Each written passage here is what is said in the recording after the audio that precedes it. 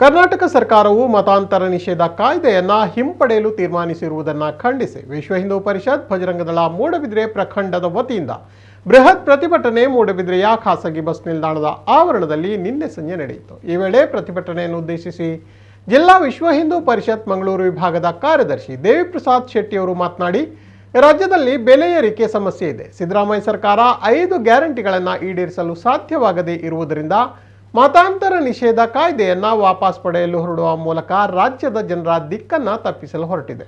ಆದರೆ ಯಾವುದೇ ಪರಿಸ್ಥಿತಿ ಬಂದರೂ ದೇಶದಲ್ಲಿ ಮತ್ತೊಮ್ಮೆ ರಾಷ್ಟ್ರಾಂತರಕ್ಕೆ ಅವಕಾಶ ಸಿಗಲು ವಿಶ್ವ ಹಿಂದೂ ಪರಿಷತ್ ಬಜರಂಗದಳ ಅವಕಾಶ ನೀಡುವುದಿಲ್ಲ ಹಾಗೂ ಮತಾಂತರ ನಿಷೇಧ ಕಾಯ್ದೆಯನ್ನು ವಾಪಸ್ ಪಡೆಯುವ ಮೂಲಕ ಅನ್ಯ ಧರ್ಮೀಯರಿಂದ ಹಿಂದೂ ಧರ್ಮವನ್ನು ದಮನ ಮಾಡಲು ಹೊರಟರೆ ಬೃಹತ್ ಹೋರಾಟವನ್ನು ಮಾಡುವೆವು ಎಂದು ಎಚ್ಚರಿಸಿದರು.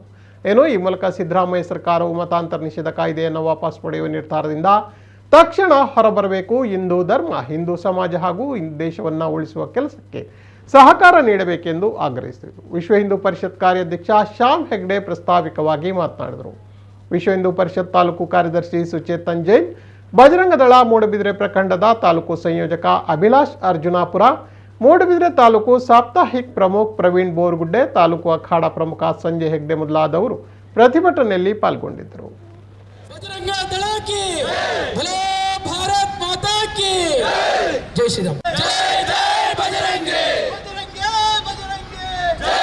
ಮಕ್ಕಳು ಯಾವ ರೀತಿಯ ನರಕ ಯಾತನೆಯನ್ನು ಪಡೆಯುತ್ತಿದ್ದಾರೆ ಮತಾಂತರದಿಂದಾಗಿ ಎನ್ನುವುದನ್ನು ಒಂದು ಮತಾಂತರ ನಿಷೇಧದ ಒಂದು ಕಾಯ್ದೆಯನ್ನು ತಂದಿತ್ತು. ಹಿಂದುತ್ವದ ಮೇಲೆ ಒಂದು ವಿಶೇಷವಾದಂತಹ ಸೇಡಿನ ಭಾವನೆಗಳನ್ನು ಹೊಂದಿಕೊಂಡು ಈ ಒಂದು ಕಾಯ್ದೆಯನ್ನು ಅದನ್ನು ನಿಲ್ಲಿಸುವ, ಅದನ್ನು ರದ್ದು ಮಾಡುವ ಒಂದು ಹುನ್ನಾರಕ್ಕೆ ಮುಂದುವರಿಯುತ್ತಾ ಇದೆ. ಆತ್ಮೀಯ ಬಂಧುಗಳೇ, ನಾವಿಲ್ಲಿ ಆಲೋಚಿಸಬೇಕಾಗಿದೆ, ಯೋಚನೆ ಮಾಡಬೇಕಾಗಿದೆ.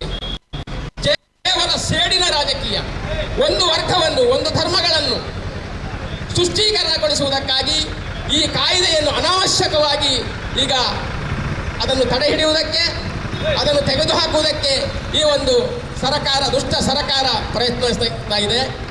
ಆದ್ದರಿಂದ ವಿಶ್ವ ಹಿಂದೂ ಪರಿಷತ್ ಮತ್ತು ಬಜರಂಗದಳ ಮಾತ್ರ ಅಲ್ಲ, ಸಮಸ್ತ ಹಿಂದೂ ನಾಗರಿಕರಾದಂತಹ ನಾವುಗಳೆಲ್ಲರೂ ಇದನ್ನು ಪ್ರತಿಭಟಿಸುವುದರ ಮೂಲಕ ಈ ಒಂದು ಕಾಯ್ದೆಯನ್ನು ಮತ್ತೆ ಅದನ್ನು ನಿಷೇಧಿಸುವುದಕ್ಕೆ ನಾವು ಖಂಡಿತವಾಗಿ ಈ ಪ್ರತಿಭಟನೆಯ ಮೂಲಕ ಪ್ರತಿಭಟಿಸುವುದರ ಮೂಲಕವಾಗಿ